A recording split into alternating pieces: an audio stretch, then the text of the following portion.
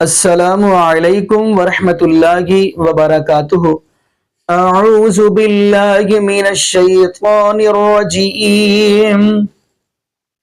بسم اللہ الرحمن الرحیم۔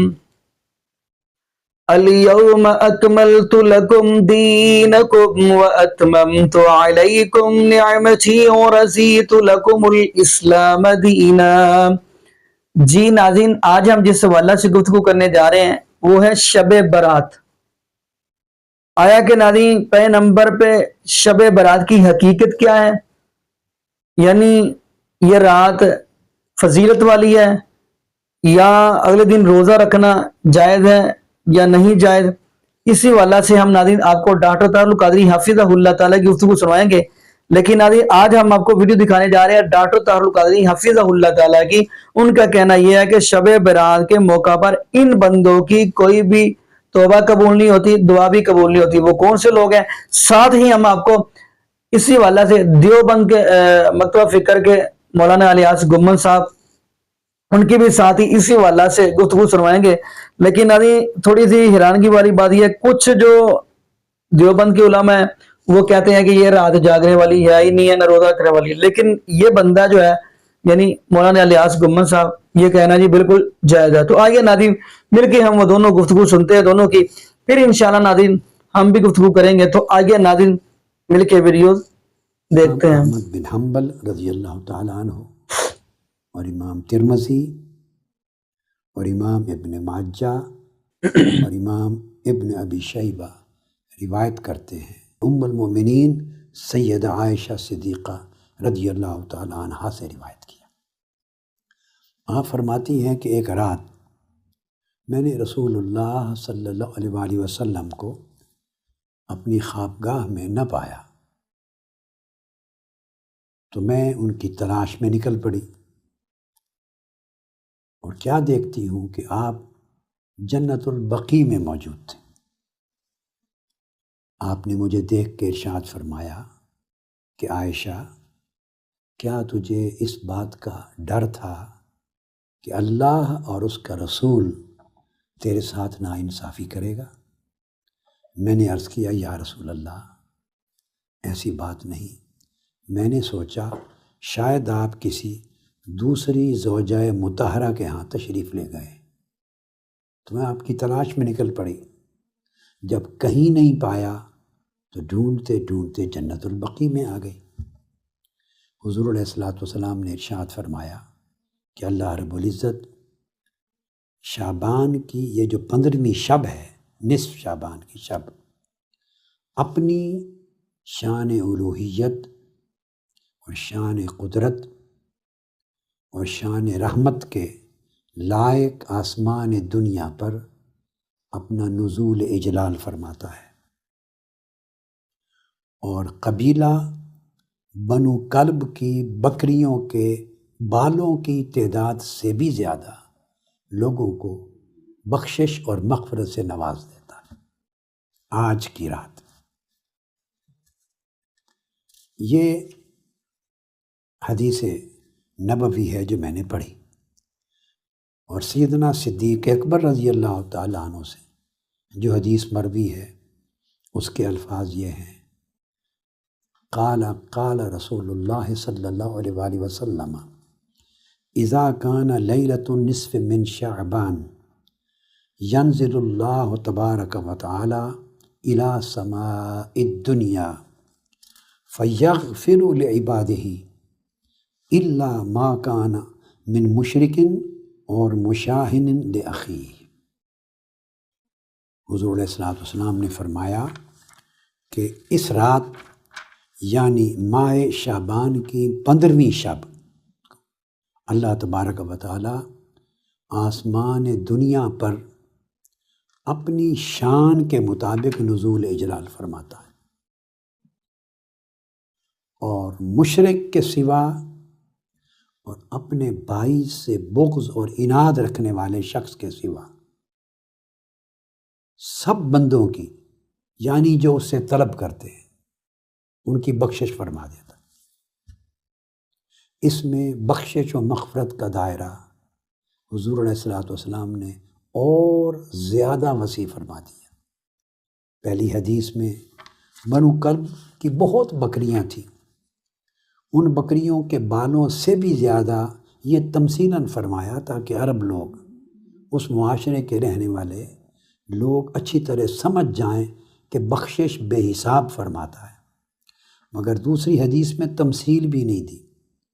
صرف دو استثناء کیے، ایک وہ شخص جو اللہ سے شرک کرتا ہے، اور ایک وہ شخص جو اپنے بھائیوں کے لیے دل میں بغض اور عناد اور عداوت رکھتا ہے، کینہ پرور ہے، ان کے سوا سب کی بخشش فرما دیتا ہے۔ میں حضور علیہ الصلوۃ والسلام نے ارشاد فرمایا ان رسول اللہ صلی اللہ علیہ وآلہ وسلم قال یطلع اللہ الی خلقہ لیلۃ النصف من شعبان فیغفر لعبادہ الا لاثنین مشاہن وقاتل نفس۔ اس حدیث میں دو الگ ایکسیپشنز بیان کیے کہ 15 شعبان کی اس رات کو، نصف شعبان کی شب کو، آقا علیہ الصلوۃ والسلام فرماتے ہیں کہ اللہ رب العزت آسمان دنیا پر اپنی شان جلالت کے مطابق اظہار فرماتا، اور دو افراد کے سوا جو چغل خور ہیں، یعنی اپنے بھائی کی پشت کے پیچھے اس کی چغلی کرتے ہیں، غیبت کرتے ہیں، برائی بیان کرتے ہیں، اس کے سوا، اور جو قاتل ہے بے گناہوں کا قتل کرنے والا، ان کے سوا اللہ پاک سب طالبان بخشش و مغفرت کی مغفرت فرما دیتا ہے۔ حضور علیہ الصلوۃ والسلام نے فرمایا کہ 15 شعبان کے اس شب کو اللہ پاک اپنی شان کے لائق آسمان دنیا بے جلوہ افروز ہوتے ہیں، اپنی رحمت کے ساتھ اجلال فرماتے ہیں، اور جملہ مومنین کی مغفرت فرما دیتے ہیں، اور کافروں کو مہلت دیتے ہیں، اور جو لوگ حسد اور حقد میں مبتلا ہیں ان کو ان کے حسد اور حقد میں چھوڑ دیتے ہیں، یہاں تک کہ وہ اس حسد کو اور حقد کو ترک کر دیں۔ یہ جو سند ہے مرسل جید ہے، اور ایک نامور سلفی عالم محدث ناصر الدین البانی وہ اس حدیث کو روایت کر کے اس کی سند پر حکم دیتے ہیں کہ یہ حدیث صحیح ہے۔ سو اس امر میں تو کوئی شک و شبہ نہیں کہ اس رات کی بڑی فضیلت ہے، اور اس رات کی بڑی برکات ہیں، اور اس رات میں اللہ رب العزت کی بارگاہ سے بے حساب بخشش و مغفرت امت مسلمہ کو نصیب ہوتی ہے۔ اس رات میں اللہ رب العزت کی رحمت کا نزول خاص ہوتا ہے آسمان دنیا پر، یعنی اللہ کی رحمت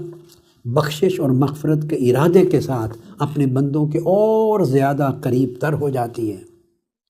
اللہ کی بارگاہ سے خصوصی انوار و تجلیات کا نزول ہوتا ہے، خصوصی رحمات اور عنایات کا نزول ہوتا ہے، اور اللہ تبارک و تعالی اپنے لوگوں کو بے حساب اپنی بخشش سے نوازنے کا ارادہ فرماتا ہے۔ حضرت عمر بن عبدالعزیز رضی اللہ تعالیٰ عنہ سے مروی ہے، جس کو علامہ ابن الجوزی اور امام ابن رجب الحنبلی نے بیان کیا کہ آپ نے اپنے عمال میں سے بعض کو لکھا کہ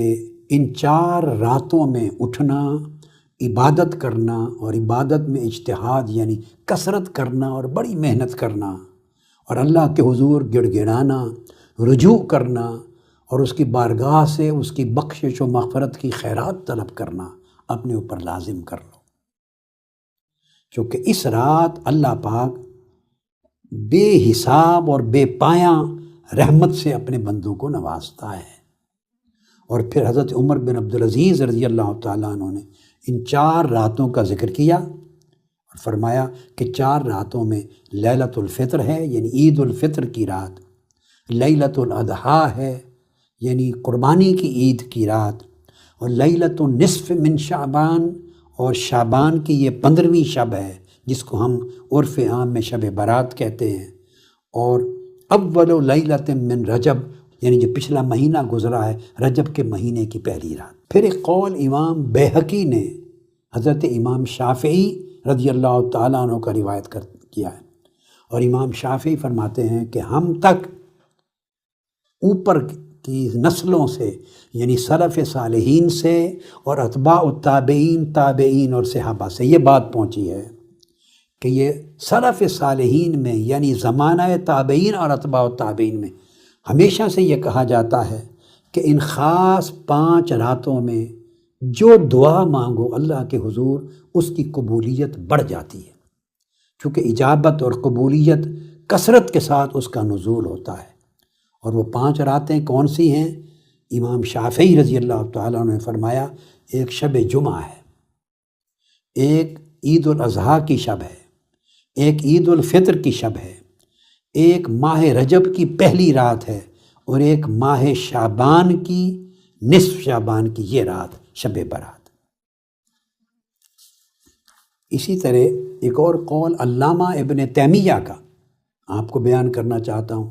جسے انہوں نے اپنے مجموع الفتاویٰ میں درج کیا ہے۔ علامہ ابن تیمیہ کہتے ہیں کہ ماہ شعبان کی نصف کی یہ رات شب برات جس کو کہتے ہیں، اس کے بارے میں کوئی شک نہیں کہ اس کی فضیلت میں حدیث روایت ہوئی ہیں، کثرت سے آثار روایت ہوئے ہیں، اور سلف صالحین کی بہت بڑی تعداد سے یہ آثار مروی ہیں، اور وہ اس رات میں لا نبی بعد وعلى آلہ وصحابہ الذین اوفوا عہدہ عن علی بن ابی طالب رضی اللہ عنہ قال قال رسول اللہ صلی اللہ علیہ وسلم اذا كانت لیلۃ النصف من الشعبان اذا كانت لیلۃ النصف من شعبان فقوموا لیلہا وصوموا نہارہا او کما قال۔ 15 شعبان جس کو لیلۃ البراءت اور شب براءت کہا جاتا ہے، احادیث میں شعبان کی اہمیت ہے اس اعتبار سے کہ رسول اکرم صلی اللہ علیہ وسلم رمضان المبارک کے علاوہ سب سے زیادہ جو روزے رکھتے وہ شعبان میں رکھتے تھے۔ اسی طرح رسول اکرم صلی اللہ علیہ وسلم رجب کا چاند نظر آنے پر دعا جب مانگتے تو شعبان کا ذکر بھی فرماتے، اللہم بارک لنا فی رجب و شعبان و بلغنا رمضان، اور رمضان تک اے اللہ ہمیں پہنچا دے۔ اسی طرح حضور اکرم صلی اللہ علیہ وسلم کا ارشاد ہے، آپ نے فرمایا احسو ہلال شعبان لرمضان، کہ شعبان کا جو چاند ہے اس کو اچھی طرح محفوظ رکھو، اس کا حساب کرو رمضان کے لیے۔ تو چونکہ شعبان رمضان کا مقدمہ ہے، شعبان رمضان کی تمہید ہے، شعبان رمضان المبارک کی تیاری ہے،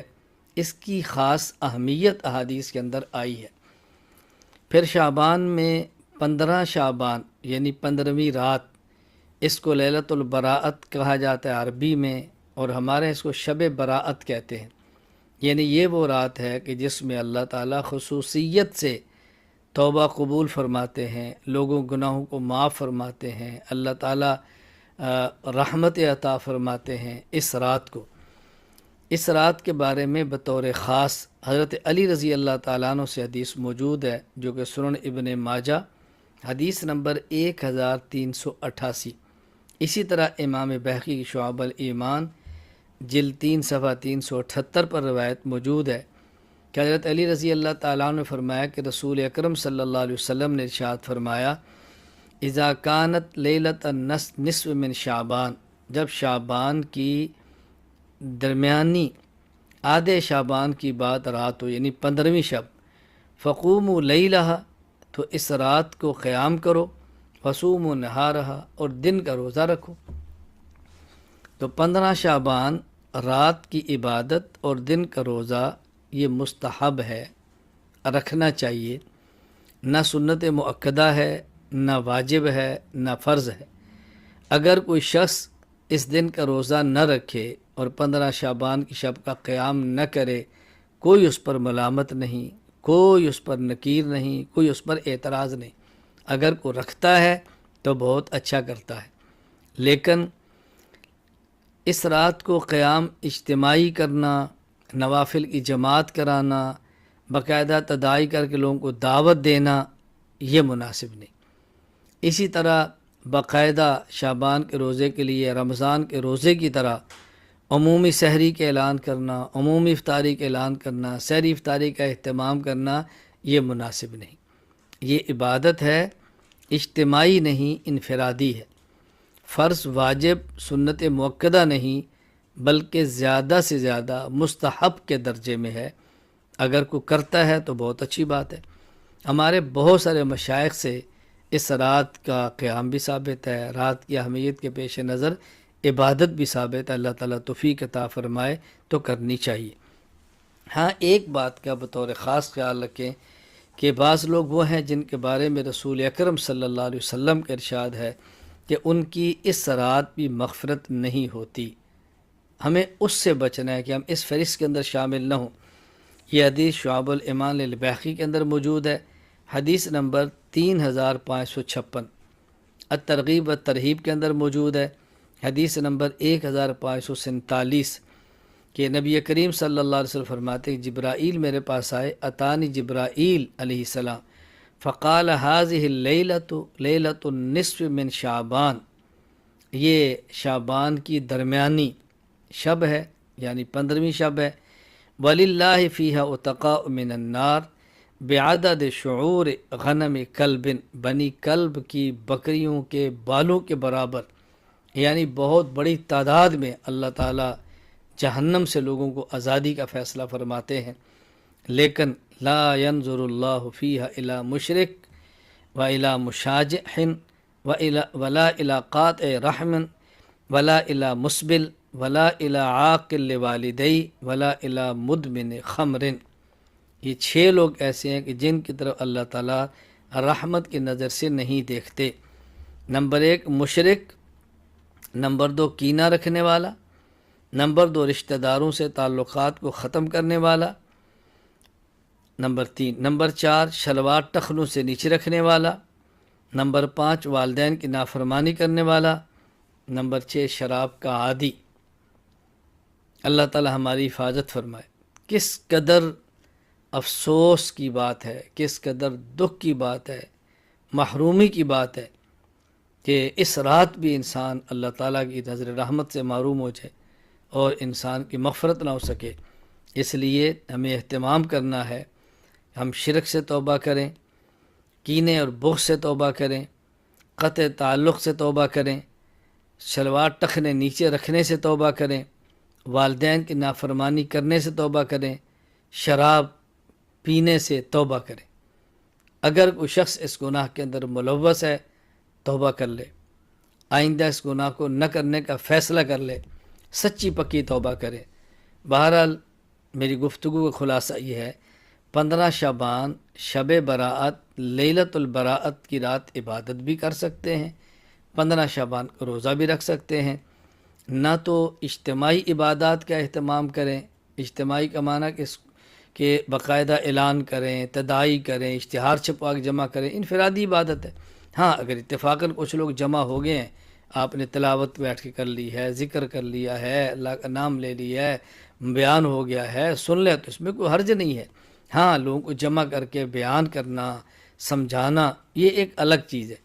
تو عبادت کرنے میں حرج نہیں ہے، مستحب ہے، کرنی چاہیے، لیکن اس کو ضروری نہ سمجھیں، خاص کھانے نہ پکائیں، اور جو عبادت کا اہتمام نہیں کرتا اس کو مجرم نہ سمجھیں، غلط نگاہ سے نہ دیکھیں، اور توبہ کا بہت زیادہ اہتمام کریں۔ اللہ تعالی ہمیں اس رات کا اہتمام،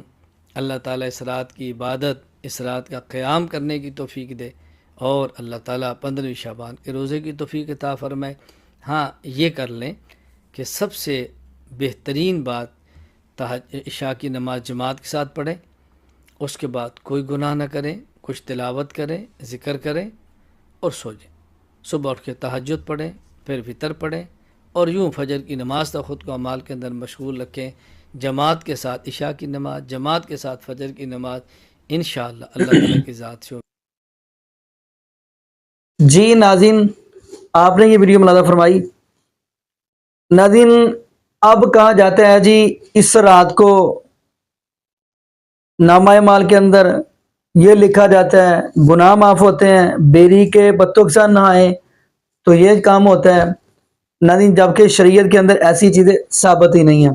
اگر یہ کہتے ہیں کہ ان راتوں کو جاگنا چاہیے تو اس کے اندر، لیکن یقین مانیے ناظرین، شریعت یہ جتنی بھی احادیث بیان کی جاتی ہیں یہ تو سند ضعیف ہیں، لیکن ناظرین اگلی بات ہم کرتے چلیں، سب سے زیادہ اگر اللہ رب العالمین نے فضیلت رکھی ہے کہ وہ ہے رمضان المبارک کی طاعت راتیں، اس لیے تو قرآن اس بات کی گواہی دے رہا ہے، فرمایا انا انزلناہ فی لیلۃ مبارکہ انا کنا منذرین۔ لیکن کچھ لوگ اس آیت کو یعنی کہ کہتے ہیں کہ یہ شب برات کے لیے نہیں، حالانکہ اللہ پاک اس کے آیت کے اندر فرما رہے ہیں کہ ہم نے قرآن کو نازل کیا بابرکت رات کے اندر، تو ناظرین وہ رمضان المبارک کے اندر اللہ پاک نے قرآن پاک کو نازل فرمایا۔ دوسری دلیل فرمایا شہر رمضان الذی انزل فیہ القرآن، ہم نے رمضان کے مہینے کے اندر نازل کیا قرآن۔ اور اب تیسری بات، قرآن کہتا ہے انا انزلناہ فی لیلۃ القدر وما ادراک ما لیلۃ القدر لیلۃ القدر خیر من الف شہر۔ تو ناظرین باقی یہاں پہ ہم دعا کرتے ہیں، ورنہ دین تو نبی پاک صلی اللہ علیہ وسلم کے اوپر مکمل ہو گیا، اب نہ اضافہ کرنے کی ضرورت ہے نہ کمی کرنے کی ضرورت ہے۔